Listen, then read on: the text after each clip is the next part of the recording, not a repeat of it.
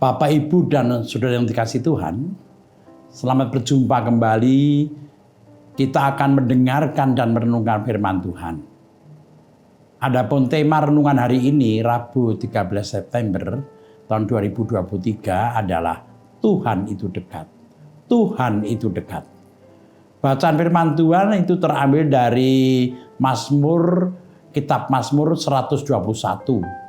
Mari kita baca, kita dengarkan bacaan kita Mazmur 121 yang demikian isinya. Tuhan penjaga Israel, nyanyian Syarah. Aku melayangkan mataku ke gunung-gunung, dari manakah akan datang pertolonganku? Pertolonganku ialah dari Tuhan yang menjadikan langit dan bumi. Ia tak akan membiarkan kakimu goyah. Penjagamu tidak akan terlelap. Sesungguhnya tidak terlelap dan tidak tertidur penjaga Israel. Tuhanlah penjagamu. Tuhanlah naunganmu di sebelah tangan kananmu. Matahari tidak menyakiti engkau pada waktu siang, atau bulan pada waktu malam. Tuhan akan menjaga engkau terhadap segala kecelakaan. Ia akan menjaga nyawamu. Tuhan akan menjaga keluar masukmu dari sekarang sampai selama-lamanya.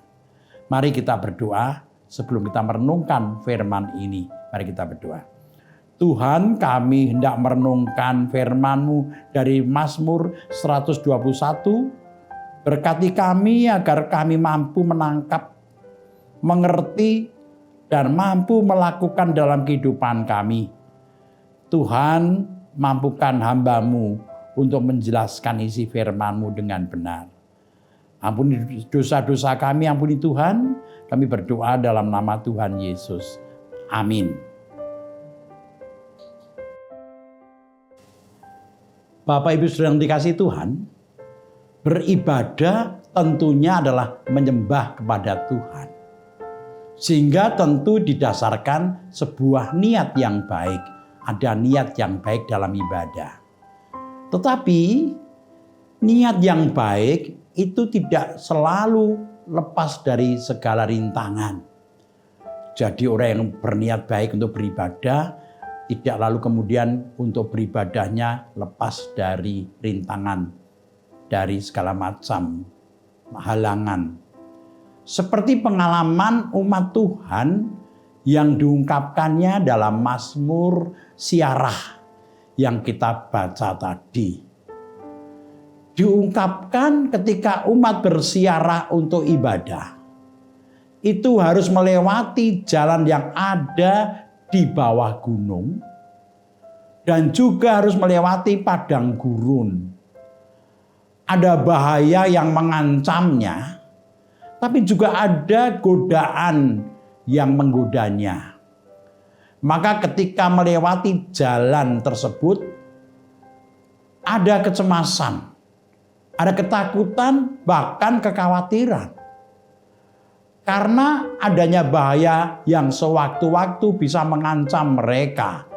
Yang pertama, para perampok yang sering bersembunyi di gua di lereng gunung. Juga adanya binatang buas yang sewaktu-waktu bisa mengancam dan menyerang mereka. Jadi ada ancaman ketika mereka melewati gunung atau padang gurun.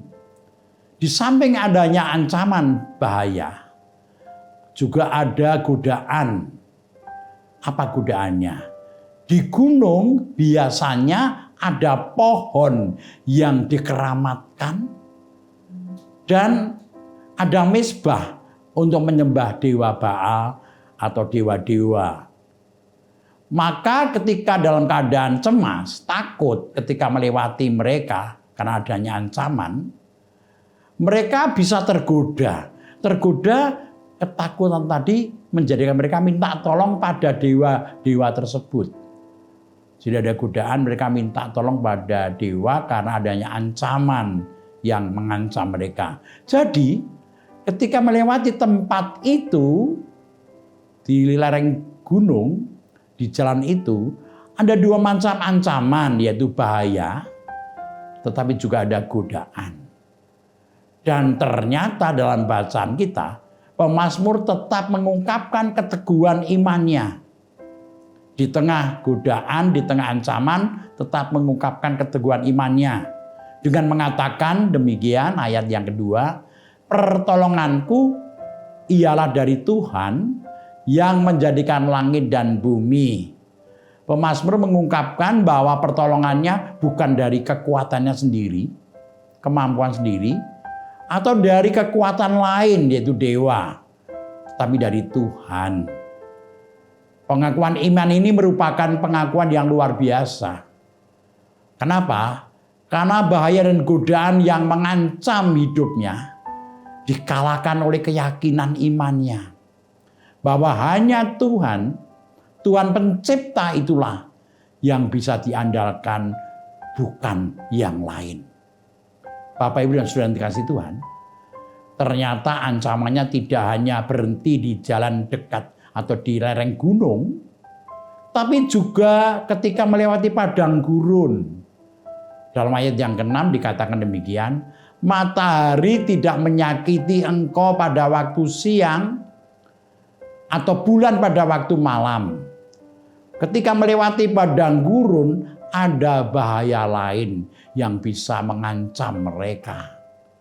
Kalau siang panas matahari bisa menjadi ancaman kehidupan mereka. Dan kalau malam cuaca menjadi sangat dingin, apalagi kalau pas terang bulan. Sehingga juga bisa mengancam kehidupan mereka karena begitu dingin. Tetapi keyakinan imanlah yang tetap memberi kekuatan dan juga memberi semangat untuk terus beribadah, untuk terus berangkat beribadah. Itulah pemazmur mengungkapkan dalam bacaan kita. Bapak Ibu Saudara yang dikasihi Tuhan, pengalaman pemazmur mengajarkan bahwa iman ternyata memberi kekuatan dan semangat untuk beribadah kepada Tuhan. Meskipun harus melewati bahaya yang mengancamnya dan juga godaan yang menghalanginya. Bapak Ibu Saudara yang dikasihi Tuhan, kemudian pemazmur mengungkapkan pengalamannya bagaimana Tuhan menolongnya. Yang pertama, Tuhan itu menjaga. Tuhan itu menjaga, menolong dengan menjaganya. 3 kali Tuhan disebutkan sebagai penjaga. Ya 3, 4, dan 5. Dan 3 kali dikatakan Tuhan menjaga pemazmur. Ini yang pertama. Jadi pengalaman pemazmur, Tuhan itu menjaga hidupnya. Yang kedua, Tuhan itu naungannya. Naungan yaitu tempat orang bisa bernaung untuk mendapatkan ketentraman dan ketenangan. Tuhan memberikan ketenangan dan ketentraman kepada pemazmur ketika menghadapi banyak masalah, banyak godaan dalam kehidupannya. Bapak, Ibu, Saudara yang dikasihi Tuhan, pertolongan Tuhan ini dilakukan dengan tidak pernah putus, tidak pernah jeda. Karena Tuhan tidak pernah terlelap atau tertidur. Jadi beda dengan dewa, terutama dewa Baal, itu ada kalanya dewa itu jeda. Dewa itu berhenti sebentar, mengasuh dalam menolong manusia. Yaitu ketika musim semi dan sebagainya. Tuhan tidak pernah berhenti dalam menjaga umatnya. Ia ada di sebelah tangan kananmu dalam ayat 5. Artinya ia selalu ada di dekat para murid. Di dekat kita manusia, umatnya. Ia dekat dengan kita selalu. Dan selalu siap menolong kita umatnya. Menolongnya itu selama-lamanya. Kita adalah umat Tuhan. Ada banyak pergumulan. Ada banyak tantangan, ada banyak godaan yang ada di kehidupan kita.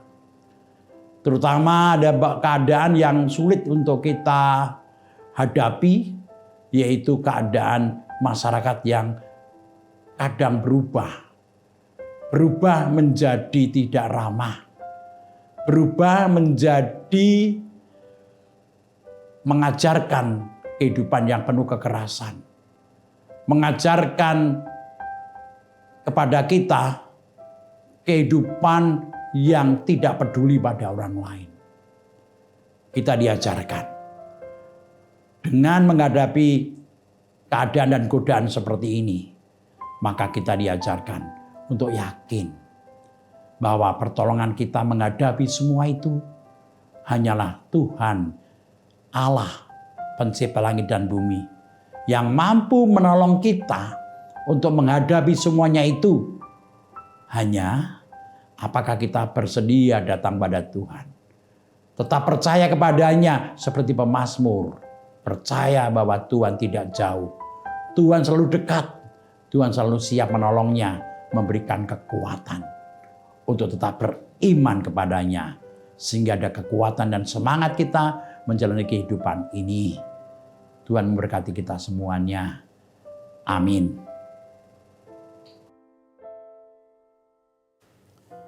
Bapak Ibu saudara dikasih Tuhan, mari kita tutup, kita akhiri renungan kita saat ini dengan bersama-sama menaikkan doa kita. Mari kita berdoa. Tuhan Allah Bapa Surgawi, terima kasih firman-Mu hari ini mengingatkan kami bahwa Engkau selalu dekat dengan kami Tuhan. Engkau tidak jauh dari kami dan Engkau siap untuk menolong kami ketika kami menghadapi banyak masalah, ancaman, bahkan juga godaan-godaan. Supaya kami tetap kuat, maka Engkaulah yang menjadi andalan kami untuk menguatkan kami menghadapi semuanya itu. Supaya dengan itu iman kami jadi kuat dan teguh, dan iman yang kuat memberikan kekuatan, semangat dalam kami menjalani hidup ini untuk beribadah terus kepadamu. Bapa dalam surga, saat ini kami berdoa untuk perdamaian dunia. Di mana-mana masih banyak terjadi peperangan, permusuhan. Tuhan sadarkan mereka yang melakukannya, yang memerintahkannya agar tercipta perdamaian dunia. Kami juga berdoa Tuhan untuk bangsa Indonesia, bangsa kami ini Tuhan. Engkau berkati agar bangsa kami terus berjuang bersama-sama mengatasi segala masalah bangsa kami. Baik itu menyangkut ekonomi, kerukunan, juga menyangkut keadaan bangsa kami yang kadang-kadang terganggu, tergoda untuk pecah Tuhan. Engkau kiranya hadir di tengah bangsa kami, memberkati bangsa kami.